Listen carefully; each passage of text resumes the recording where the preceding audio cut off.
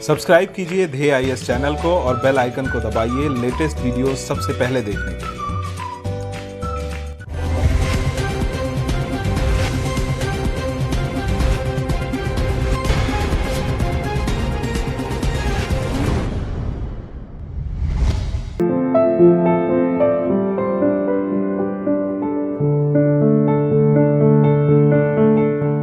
हाल ही में केंद्र सरकार ने 1 जनवरी 2022 से 2 चरणों में सिंगल यूज प्लास्टिक पर पूरी तरह से पाबंदी लगाने का प्रस्ताव रखा है।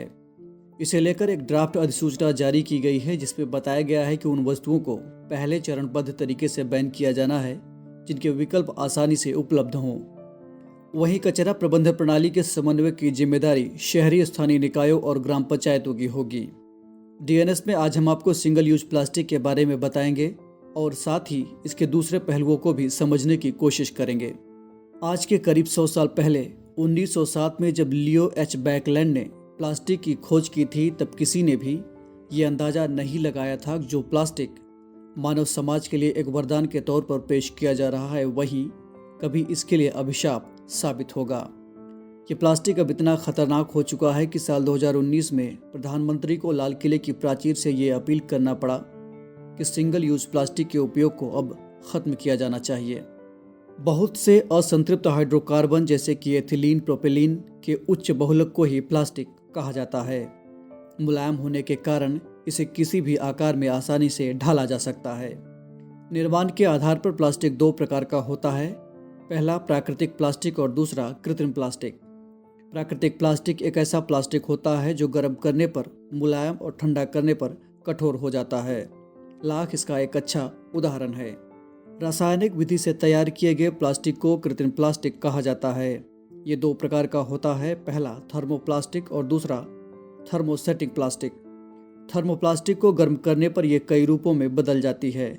पॉलीथीन, पॉलीप्रोपिलीन, पॉलीविनाइल क्लोराइड जैसे प्लास्टिक थर्मोप्लास्टिक की कैटेगरी में आते हैं। वहीं थर्मोसेटिंग प्लास्टिक एक ऐसी प्लास्टिक होती है जो गर्म करने पर कठोर हो जाती है लेकिन इसे फिर से गर्म करके मुलायम नहीं बनाया जा सकता। यूरिया, फॉर्मेल्डिहाइड, पॉलीयूरेथेन जैसे प्लास्टिक थर्मोसेटिंग प्लास्टिक की कैटेगरी में आते हैं। सिंगल यूज प्लास्टिक जैसा कि इसके नाम से जाहिर है एक बार इस्तेमाल करने के बाद इसे फेंक दिया जाता है। इसका नतीजा ये होता है कि जगह जगह आपको प्लास्टिक कचरे का अंबार देखने को मिल सकता है। एक आंकड़े के मुताबिक हर साल दुनिया में करीब 300 मिलियन टन प्लास्टिक का उत्पादन होता है। प्लास्टिक कचरे के उत्पादन के मामले में दुनिया भर में भारत का 5वां स्थान है। अब दिक्कत यह है कि यह प्लास्टिक हजारों साल तक वातावरण में बने रहते हैं यानी नष्ट नहीं होते। साथ ही कुल उत्पादित प्लास्टिक का मात्र 10 से 13% ही रिसाइकिल हो पाता है और उसमें भी पेट्रोलियम आधारित प्लास्टिक को रिसाइकिल करना बेहद मुश्किल होता है। फेंके गए प्लास्टिक जमीन के अंदर या नदी के जरिए समुद्र में बह जाते हैं जहां ये छोटे छोटे कणों में टूटकर खतरनाक रसायनों में तब्दील हो जाते हैं। ये खतरनाक रसायन समुद्री जैव विविधता को दुष्प्रभावित करने के साथ साथ उनकी जनन क्षमता को भी बुरी तरह से प्रभावित करते हैं। प्लास्टिक में अस्थिर प्रकृति का जैविक कार्बनिक एस्टर होता है जिसके चलते कैंसर होने की भी संभावनाएं रहती हैं। प्लास्टिक कचरे की समस्या से निपटने के लिए सरकार द्वारा प्लास्टिक अपशिष्ट प्रबंधन नियम 2016 लाया गया था। इस नियम के तहत ऐसी कंपनियां जो अपने पैकेजिंग में प्लास्टिक का उपयोग करती हैं उन्हें ही इसे नष्ट करने की जिम्मेदारी भी लेनी होगी। प्लास्टिक कचरे की समस्या को देखते हुए अंतर्राष्ट्रीय स्तर पर भी कई कदम उठाए जा रहे हैं। उदाहरण के तौर पर कचरे के निस्तारण से जुड़ा एक अंतर्राष्ट्रीय समझौता जिसका नाम बेसल कन्वेंशन है, इसे लागू किया गया है। दरअसल मौजूदा वक्त में देश में प्लास्टिक उत्पादित करने वाले कंपनियों के प्रमाणन की कोई एजेंसी नहीं है। ऐसे में ये कंपनियां अपने सुविधा अनुसार मनमाने तरीके से प्लास्टिक का उत्पादन करती हैं। इसलिए अगर सिंगल यूज प्लास्टिक पर पूरी तरह से प्रतिबंध लगाना है तो विशेषज्ञों के मुताबिक इन कंपनियों के उत्पादों की निगरानी और प्रमाणन की समुचित व्यवस्था करनी होगी।